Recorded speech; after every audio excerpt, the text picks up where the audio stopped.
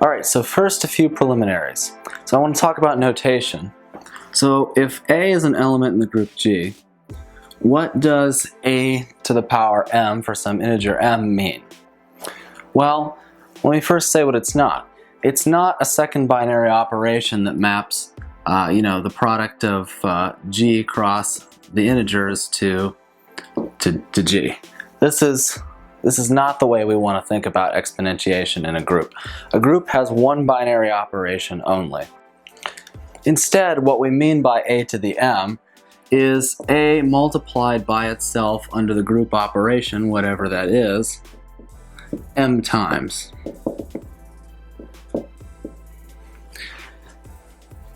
Likewise, if we were using additive notation, what I would mean by m times a is not that we're multiplying an integer by a group element, but rather we're using this to represent a plus etc.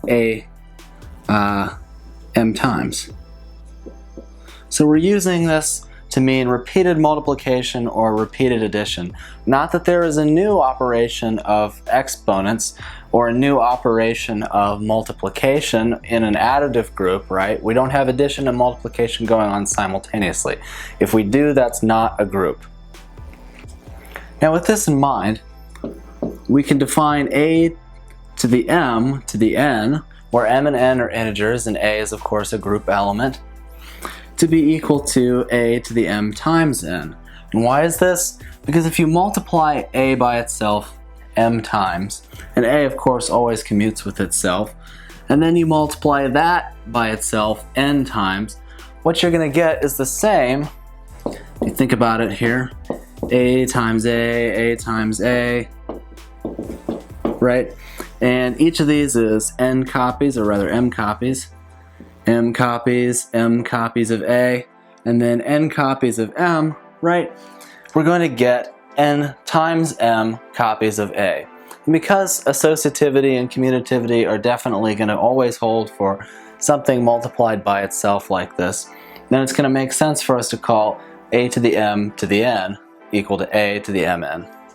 Along the same lines of reasoning, suppose we have a to the negative m.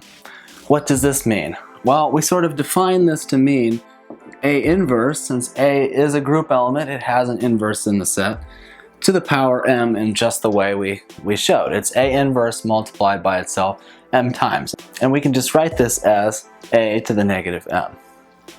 The last property I want to show you is that a to the m plus n is equal to a to the m times a to the n. And this is true just like before, that if we have m copies of a times n copies of a, then of course, how many copies of a do we have total multiplied? Well, it's just m plus n. So this should be fairly obvious. Now I'm going to go back and show these in additive notation.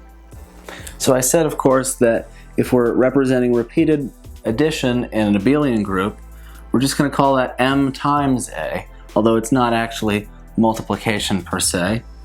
Alright, so in additive notation, ma plus na is equal to, well, how many total a's?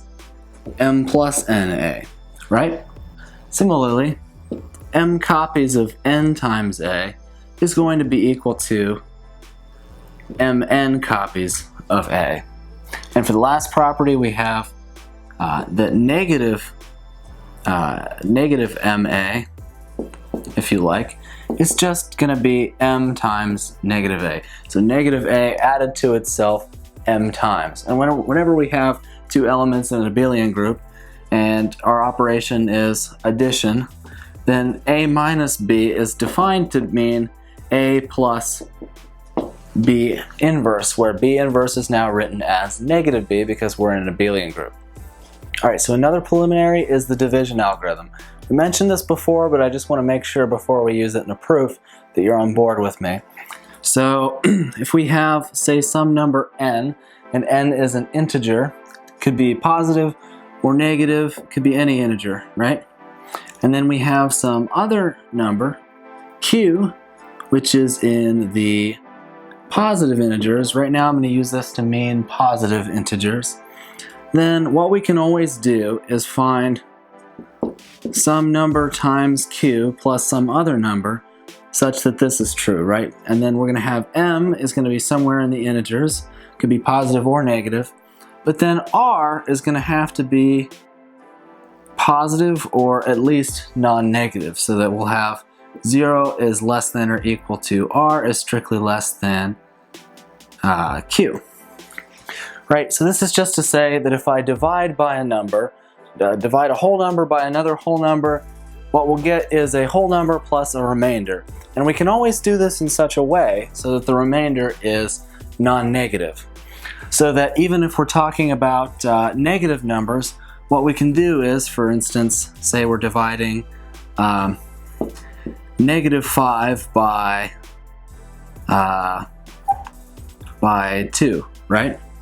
Okay, what we can do is we can actually go past that negative number and then come back with this remainder, so that we'll get is equal to negative 3 times 2 plus 1, right?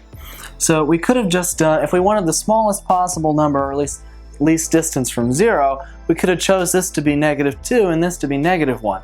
But we don't want to do that with the division algorithm. We want to do this in such a way so that we pick whatever this has to be, so that this remains between 0 and the number we divided by, right? It's our remainder, and we don't want a negative remainder. We want a positive remainder.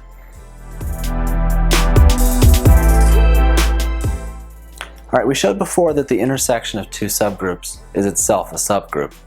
So let's generalize that. Let H sub I be a family of subgroups of a group G, indexed by our indexing set I. So then the intersection of all these subgroups, however many there are, is itself a subgroup of the group G. All right, well, the proof is essentially the same as the case for two subgroups, so I'll leave it to you to complete it. But it should be intuitively obvious that if any two subgroups intersect to form a subgroup, that an arbitrary number of subgroups should intersect to form a subgroup as well.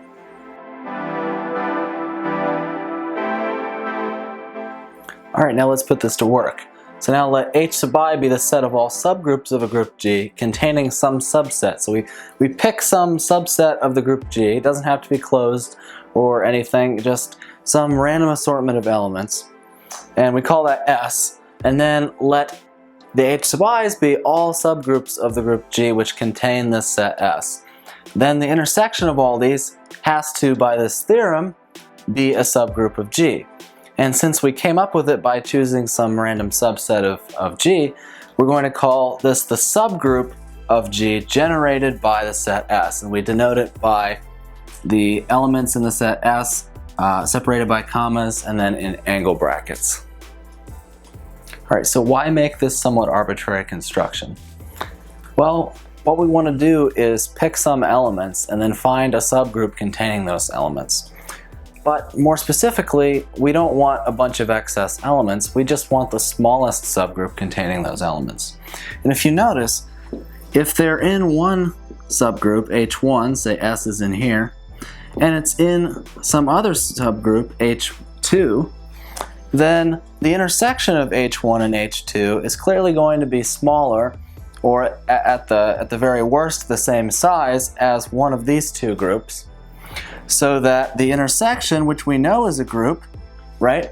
The intersection of subgroups is a group, so that this intersection is going to be a smaller subgroup in general containing the set S. So that if we can find every subgroup in the group G, which contains the set S, and then take the intersection of all those, that's going to be the smallest subgroup we can find containing this set S. And the way we want to think about this is in terms of closure, right? Because this set is not closed, we're asking, if we just multiply these elements amongst each other until we eventually produce enough elements that it becomes a complete subgroup, what are we going to get? What we get is exactly the subgroup rather, of G generated by this set S.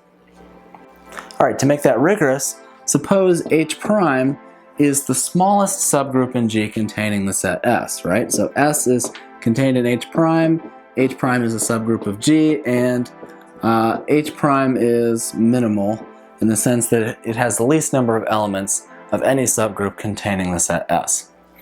Well, all we have to notice is that because it's a subgroup of G containing the set S, it has to be contained in our intersection.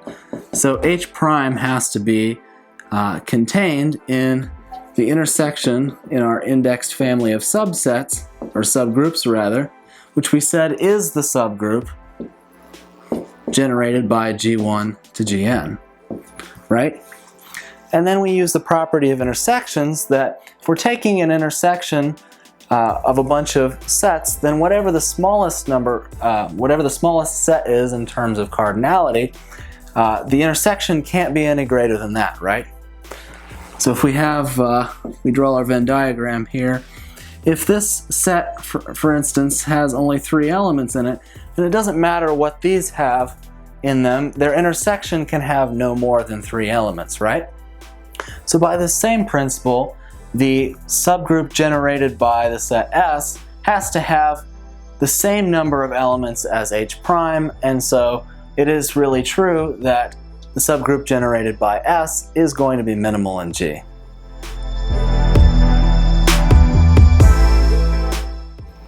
Alright, now let S contained in G be a singleton. What do I mean by that? Let it be a set with a single element in it, but specifically an element of the group G.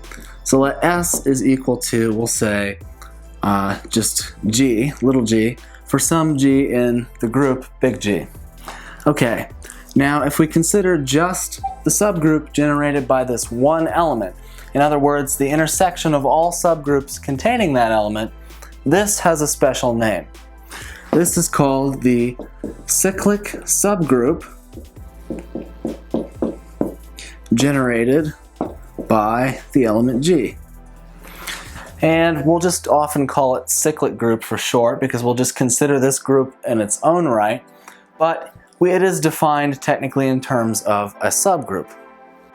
Another way of writing this is as the set of all G to the M, right, where we're doing repeated multiplication of G by itself for all integral M, right? So we can have G to the 0 is going to have to be the identity. In fact, this is a theorem. We're going to have G to the positive M is going to be G multiplied by itself some number of times. G to the negative M is G inverse, which we know exists because it's in a group, multiplied by itself some number of times. And so you get that this is defined for any integer M, and this is the cyclic group generated by G.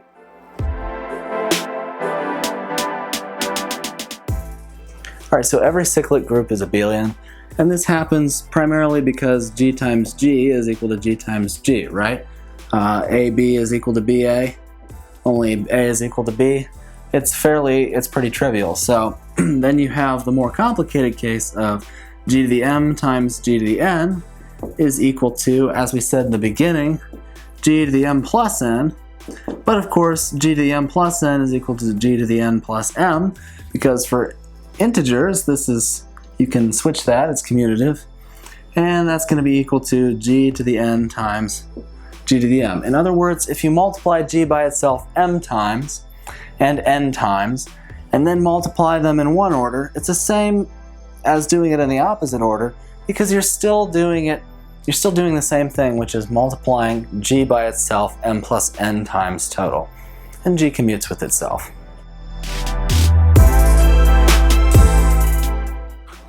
Alright, theorem. The homomorphic image of a cyclic group is itself cyclic.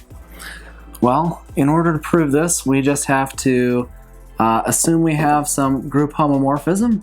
So we're going to say from the group A, or the group generated by some element A, to H. We're just going to say some group. It need not be a cyclic group. And this is a homomorphism, right? Well, then we have the following. We have that phi of A to the M is equal to phi of A times itself M times, right? So M times is equal to phi of A times phi of A, M times, is going to be equal to phi of A to the M. So for all elements B in the homomorphic image under phi, we have that there exists, by the definition of a mapping, some, we'll just call it x for now, in the cyclic group A, such that phi of x, or phi of x is equal to b. However, x, because it's in the cyclic group, must be able to be written as a to the m for some m. So that means that there exists a to the m such that phi of a to the m is equal to our b value. But because phi is an operation-preserving map, we have this statement, so that is to say that phi of a to the power m is equal to b. And so we see that b must be generated by phi of a, right? It has to be able to be written as phi of a times itself m times, which means that the image group, image phi, is equal to the group generated by the image of the group generator of our first group, our domain group. So it is indeed a cyclic group itself. Alright, so the first step towards classifying cyclic groups is this. We want to show that every subgroup H of the additive integers, where I'm using this notation right now for that, is going to be a cyclic subgroup. And either H is equal to the trivial group, right, just 0, or it's going to be equal to the subgroup generated by n, where n is the least positive integer in H. Alright, so there are going to be two cases here. Case 1, where H is the trivial group, in which case, well, it's the trivial group, and the trivial group is trivially cyclic because 0 to the power 0, or I guess m times 0 in additive notation, is going to be 0 for any integer m. So if it's just the 0 group, then we're done. Alright, so if H is not the 0 group, then H is going to have to contain a least positive integer. Why is this? Well, it's a subgroup of the integers, right? And the integers are totally ordered, meaning you could write them as, -6, -5, strictly less than 0, strictly less than 1, etc., etc., etc., all day. And you can completely order them in this way, which is going to imply that there's a least positive integer in them. So, being a subgroup of the integers, it's obviously also going to have a least positive integer, and we're going to call that integer n. So, say n is least positive integer in H. So first, since H is closed, right, if n is in H, which by supposition it is, then m times n, which is just n added to itself m times, right, has to be contained in H as well, right? It's closed, it's a subgroup. So that clearly the set of all mn for any integral m, which is by definition the subgroup generated by n, is going to be contained in H, simply by closure. Alright, now going the other way. Suppose that we have some element of the subgroup H, which we're calling little h, then by the division algorithm, we have H is equal to, we'll say, a times n plus r, where a is just some integer, and r is in the integers as well, with the further restriction that r is between 0 inclusive and n exclusive there. Now if we add on the left by the inverse of an to both sides, what we get is that, and then by the commutative property, h minus an, or plus the inverse of an if you like, is equal to r. And the significance of this is the following. H is an element of H, and we know that an is an element of H by closure of H, right? It's the same argument for why this cyclic subgroup has to be contained in the subgroup H. But that means by closure that this has to be in H, which means by equality that this remainder also has to be an element in our subgroup H. But we assumed that n is the least positive integer in H, which means that if r has to be between 0 and n, and it can't be equal to n, then it can't be positive either, so it could only be 0. Therefore, r is equal to 0, and we have that h is equal to an for some guaranteed, some value a in the integers, which is guaranteed to us to exist by the division algorithm. But by definition, this implies that if h can be written that way, that h is in the subgroup generated by the element n, and thus our subgroup h is contained in the subgroup generated by the number n. So that we have this combined with this implies this. QED.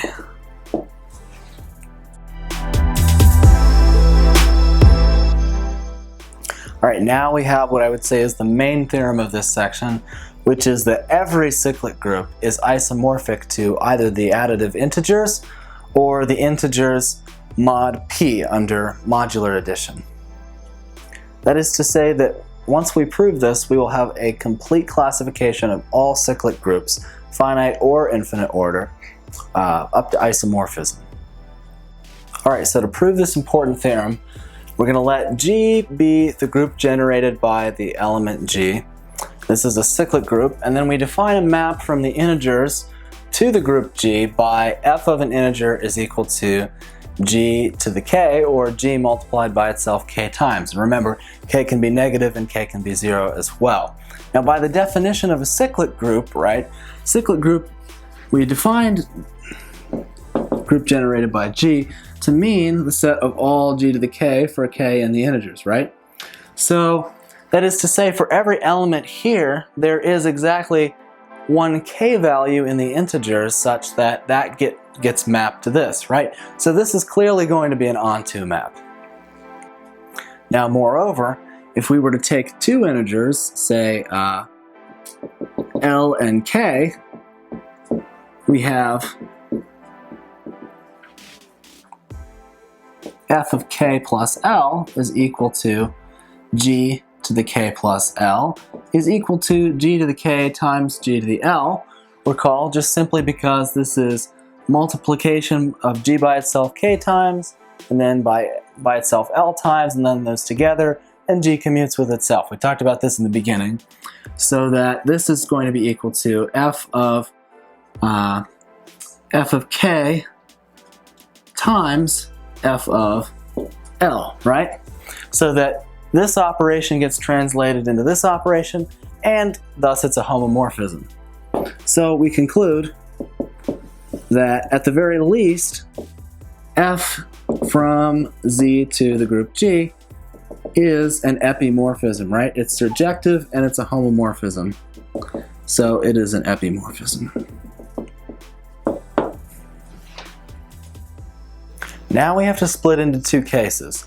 So case one, if the kernel of f is just the number 0, then this is going to imply that the map f is 1-to-1, and since we already know that it's an epimorphism, which is also a monomorphism, is an isomorphism, which means that Z is isomorphic to the group G, and that takes care of our first possibility. Alright, so if the kernel of f is not just the number 0, then it's some non-trivial set in the integers, but we know that the kernel of a homomorphism is always a subgroup of the domain, right? So that kernel of f is some subgroup of the additive integers. But we just proved that Z only has two types of subgroups. It's either the trivial subgroup or it is the cyclic subgroup generated by the least positive integer in that subgroup. In other words, we know there exists some, we'll say n in the integers, and we're going to say n is strictly greater than 0, such that the kernel of f is equal to the cyclic subgroup of the integers generated by this element n. Now this also has the following implication. Because f of n is equal to g to the n, we have that n must be the smallest number such that g to the n is equal to the identity in the group G. Why is this? Because if n was any smaller, then we could just say that the kernel of f, because it has to be a cyclic subgroup of z, would be the element or the group generated by that element instead of n. So by supposition, n is minimum positive integer such that g to the n is equal to the identity element, or if you like, the identity element in the group G. Alright, now let's suppose we have two elements in this cyclic group G, and let's call them GU, G to the U, and G to the V for some integers u and v, and suppose that they're equal. Well, this is going to imply, it's a terrible arrow, that g to the u minus v is equal to the identity. If you multiply by g to the v inverse, and of course it's commutative, so we can write this however we want on this side. And this implies that, of course, by definition, that u minus v belongs to the kernel of f, right? Because it gets mapped u minus v to g to the u minus v, which turns out to be the identity in the cyclic group. But we know that the cyclic group is generated by this minimum positive integer n. Thus, n must divide u minus v. It must be a multiple of n. But this actually already has a well-defined meaning for us, right? In modular arithmetic, this is equivalent to saying that the equivalence class of u is equal to the equivalence class of v mod n, right? Or you can, another way of saying this is that u is congruent to v mod n in modular arithmetic.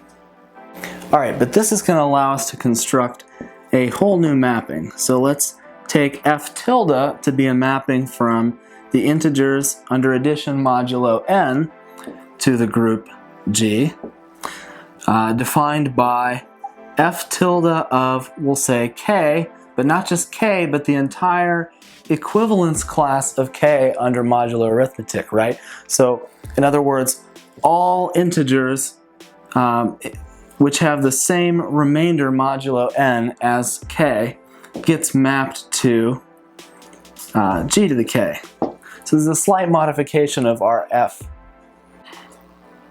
Alright, so the cyclic group here is defined as all integral powers of g, even if some of those may be repeating, which is what's going to happen here. So that if we have some m and it's strictly greater than n, well, we can always use the division algorithm to say m is equal to qn plus r, right, where 0 is strictly less than, or is less than or equal to, sorry, r is strictly less than n. And then if we take g to the m, this has to be equal to g to the qn plus r. Well, this is just going to be equal to g to the n to the q, right, by our rules before, times g to the r. But this is just the identity, and the identity to the power q is the identity times g to the r is just g to the r.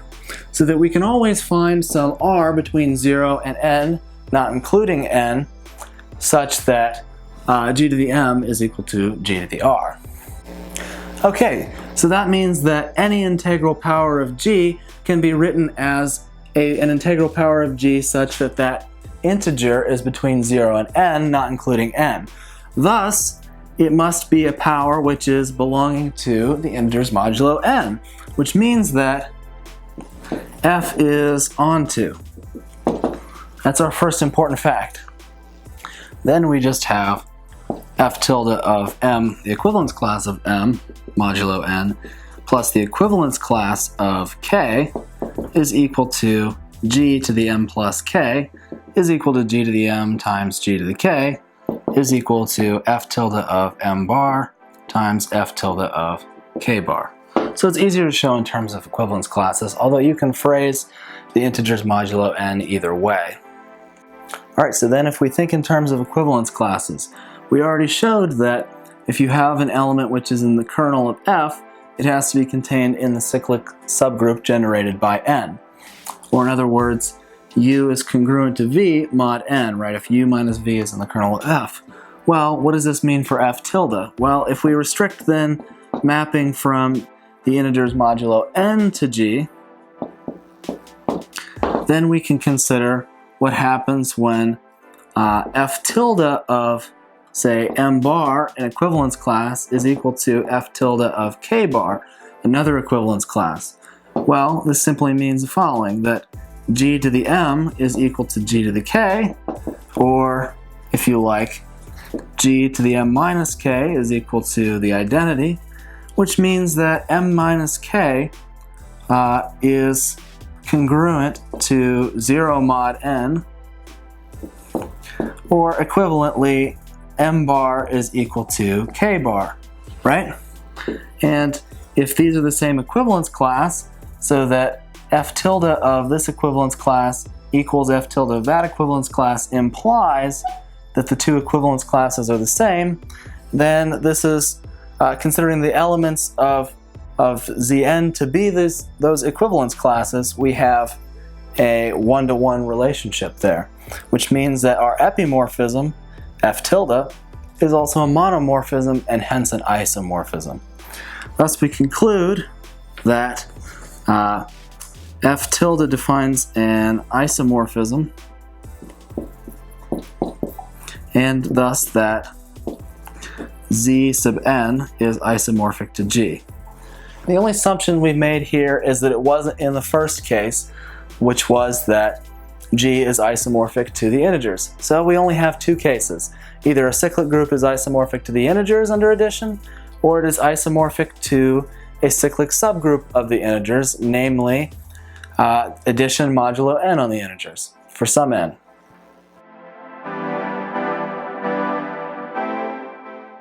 Alright, now another definition. So we're going to define the order of a group element, which, just as we wrote lines around G to mean the order or the number of elements of G, so we can do the same thing around an element in G, where this just means the order of the subgroup, the cyclic subgroup, generated by that element A. Alright, so I'm not going to be able to prove every theorem in this series, and we're finally starting to get to the point where that becomes relevant. So here's something you can verify on your own, which is that if G is a group, A is an element of that group, and then we consider the cyclic subgroup generated by that element A, and the order of A is infinite, then these two statements have to hold, which is that A to the k is equal to the identity if and only if, so in both directions, k is equal to 0, right? We allowed k to be any integer. Well, it doesn't loop back on itself if the order is infinite. And for the second statement, all a to the k have to be distinct for different values of k. And this sort of rides on this in the sense that a to the k equals a to the l and k is not equal to l means you could have a to the, say, k minus l is equal to the identity. But this would have to mean that k is equal to l because we said that this is only true if k is 0, or in this case, k minus l is 0. So you can show that these are distinct by proving the first one. Alright, here's another, quote, theorem, which is really just a list of elementary properties of these cyclic groups, which you can verify on your own. So if G is a group and B is some element in G, then if the order of this element is finite, we're going to call it M, and of course non-zero, then M is the least positive integer such that B times itself M times is equal to the identity. We're going to have, if it's true that B times itself L times is equal to the identity, this is true if and only if M divides the number L. Number 3, B to the k equals B to the L if and only if k and L are congruent mod M, right? Which is, these two are very closely related. And then, of course, we have that the cyclic group is just going to consist of these M elements, which are the identity, b squared, etc., all the way up to b to the m minus 1. And lastly, if k divides m, then the order of the element b to the k is equal to m divided by k. Alright, now as an illustration of this last one, suppose we're considering the group G to be Z20, right? Addition modulo 20. Well, then let our B be equal to 2, What's the order of 2 in Z20? Well, it's going to be 10, right? It's just going to be 2, 4, 6, 8, 10, 12, 14, 16, 18. Then once you hit 20, it loops back so that we get the order of 2 is going to be equal to 10. So this is going to be our m value. So m is equal to order of 2 is equal to 10. And then we know that, say, 2 to the, what do we want our k value to be? How about something which divides 10? How about 5? So if we set k equal to 5, then we know that 2, not to the power 5 because we're in an additive group, but 5 times 2 rather, the order of this element must be equal to m divided by k, which is going to be equal to 10 divided by 5 in this case, so that we get that the order of the element 10 has to be equal to 2, and that is true. The subgroup generated by 10 in Z20 is just going to be 0 and 10. 0 plus 10 is 10, plus 10 is 20, which goes back to 0. So, you see how that goes. I really want to highlight this last one because there is an important relationship between the orders of subgroups and the order of the general group. And this is true outside even cyclic groups, which we're going to talk about in a little bit more detail when we get to cosets. All right, another important theorem, which I'm going to leave to you to prove. Let G be the cyclic group generated by some element A. And if G is infinite, then A and A inverse are the only generators for this group. And if the order of G is finite, then any element A to the K is a generator of this group if and only if K and M, this power here and the order of the cyclic group, are relatively prime, right? They share no common divisors except 1. All right, another theorem along the same lines is going to be that if G is a cyclic group of order n, and K is some integer, some positive integer that divides n, then G has exactly one subgroup of order K. This is going to be super important as it's going to imply a little corollary, which is that Z sub p has no non-trivial subgroups where p is a prime number.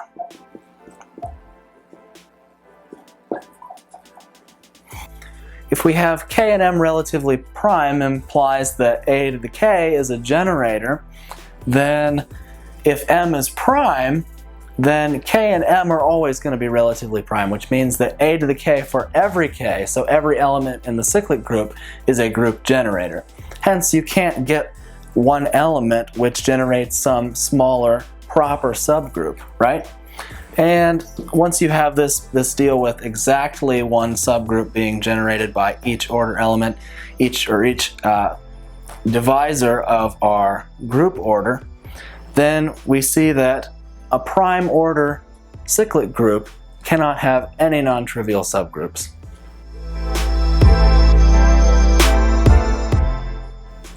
Alright, now don't be intimidated by what's behind me, but our next theorem is going to require a little bit more work.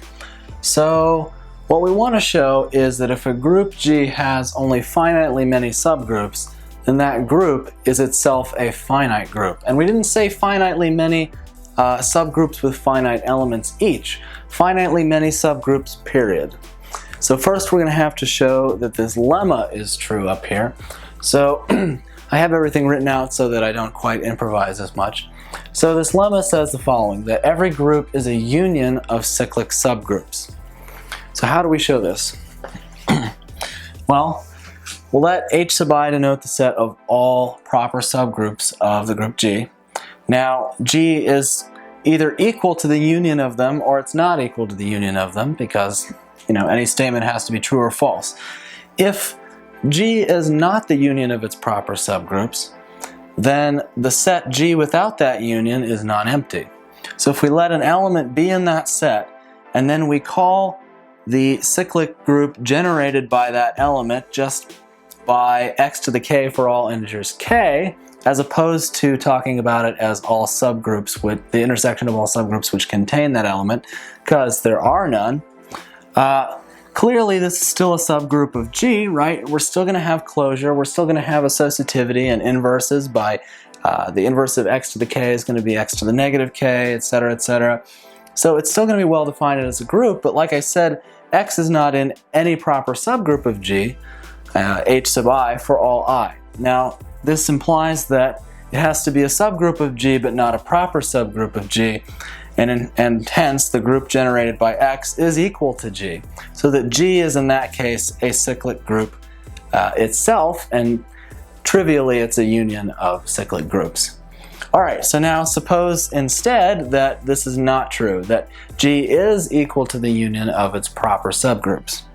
Well, in this case, we basically can just repeat the argument, right? So we can break those proper subgroups down into proper subgroups of their own, which I call k sub ij, and basically the idea here is just that each one of those proper subgroups is itself a proper subgroup of G, right? If we have I as a subgroup of J and J as a subgroup of K, then I transitively has to be a subgroup of K, right? I don't know if you can see that, but yeah, so all of these subgroups, if you like, are also proper subgroups of G, so that you sort of get this cyclical nature, and all we have to do, it really just suffices to show that every proper subgroup of G, which itself does not have any proper subgroups, that is any non-trivial, so not just the identity, any subgroups which don't have a non-trivial proper subgroup, that those are cyclic. And in fact, the trivial group is also cyclic, but never mind that. Alright, so to show this, we just, again, use the same argument that it's either equal to the union of its proper subgroups or it's not. If it's not, then it's cyclic, right? For any of these that don't contain their own non-trivial proper subgroups.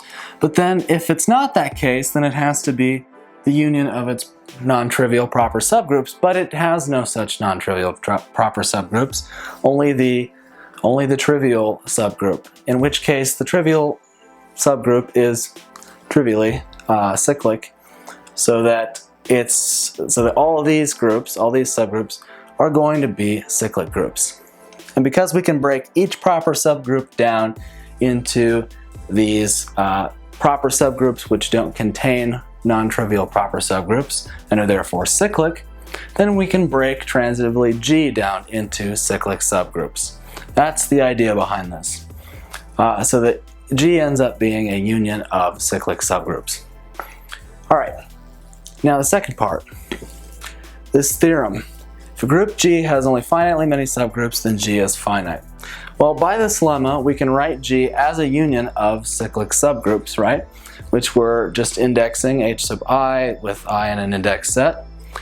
Now assume G is infinite. If G is finite, then we're fine, right? So assume otherwise. Then, since there are only finitely many elements in our index set, right? We only have finitely many subgroups, we're assuming this. Then there must exist at least one element J in this indexing set such that the subgroup indexed by J, so H sub J, is going to be infinite, right? Because all of them are cyclic, and every cyclic group is isomorphic to either Z or Zn for some n, right? So if G is infinite, then at least one of these has to be Z, right? Because that's the only infinite one of the two. So then, but the problem is that that Hj is isomorphic to Z, which means that Z, which has infinitely many subgroups, namely take any integer and multiply it by all integers, right? All the integral multiples of an integer for m non-zero is going to be itself a subgroup. Obviously there are infinitely many, so Z has infinitely many subgroups, and by isomorphism, those are going to correspond to an infinite number of subgroups of H sub J. Now the problem here is that H sub J is a subgroup of G, which means that G now has infinitely many subgroups by the transitive nature of things. However, we assumed that G only had finitely many subgroups. Thus, this contradicts our assumption, and by a reductio ad absurdum, so proof by contradiction, we claim that it is not the case that G is infinite, rather G is finite, based only on the fact that it has finitely many subgroups. Now, I'm not including a lot of examples this time because the main examples are the integers and the integers modulo n, just because every cyclic group has to be isomorphic to one of the two. However, just for kicks, I am going to put in a geometric spin on the integers modulo n. Alright, now I'm not going to prove this one, but here's a similar theorem. So an infinite group is cyclic if and only if it is isomorphic to each of its proper subgroups. And it's kind of bizarre that something infinite can even have a bijection between, itself and a subset, but this is the nature of infinite sets. But then beyond that, it can be structurally the same, right? You can have an isomorphism between a set with a binary operation on it, defined as a group, and a subset with the same binary operation. So things get even weirder for infinite sets here when you start considering infinite groups.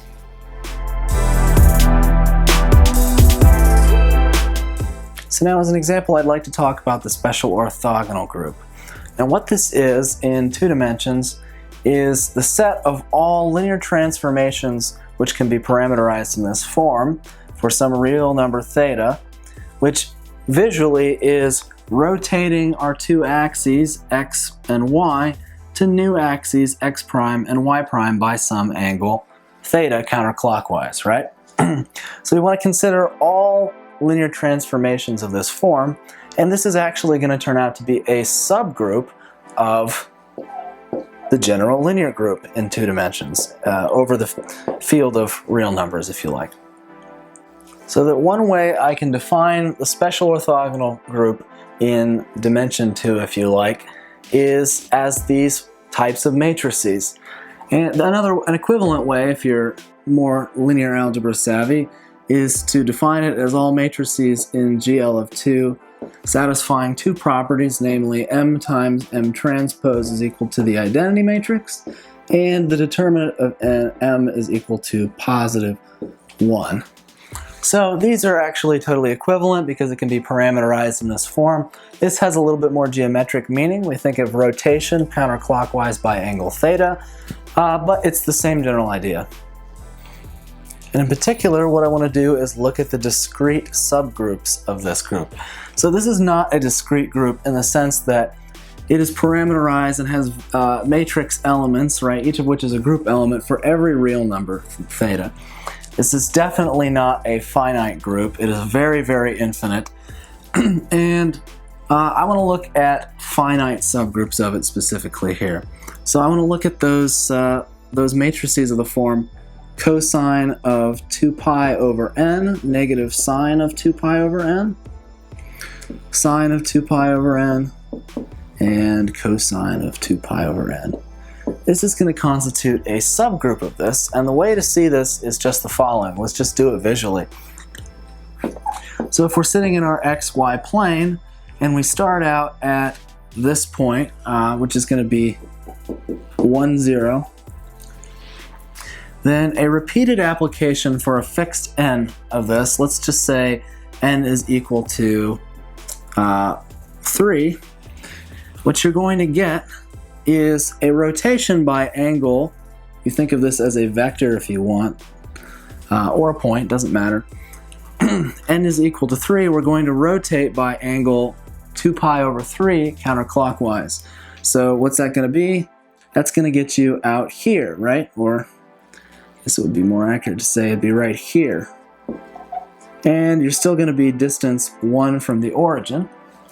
And then if you apply this transformation again, you're going to get, again, something out here. And then if you do it a third time, you're going to get back to your original point, right? This defines an equilateral triangle centered at the origin. And so we are already making great progress on describing the set of symmetries of a regular n-gon, as all their rotations can be described in this form. So if you have any n-gon let's say we have a pentagon, doesn't matter. If it's equilateral and we have, say we have one vertex on the point 1, 0, I know I drew that bad, but say we have that, then all its rotations, its rotation group, if you like, can be completely described by setting n equal to 5. So this is a cyclic group because we can consider the group generated by this under matrix multiplication, right? We only need this one element, and if we do it 5 times, we call this R, then R to the 5th is equal to the identity matrix, which we'll just use the one with the double bar. So you see that discrete subgroups of this rotation group correspond to the rotational symmetries, not necessarily the reflections, but the rotational symmetries of a regular n-gon centered at the origin.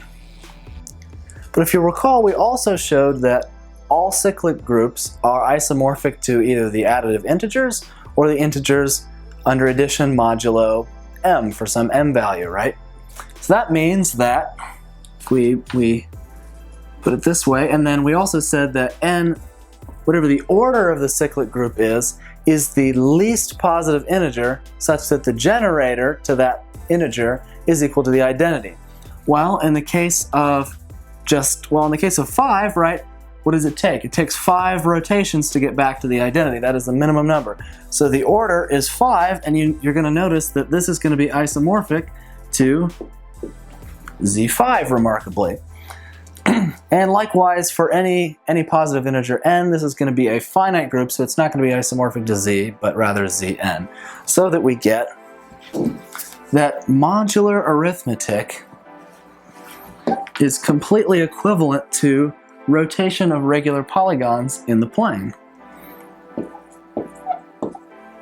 Because this must be cyclic, and every cyclic group is isomorphic to the integers modulo n or the integers.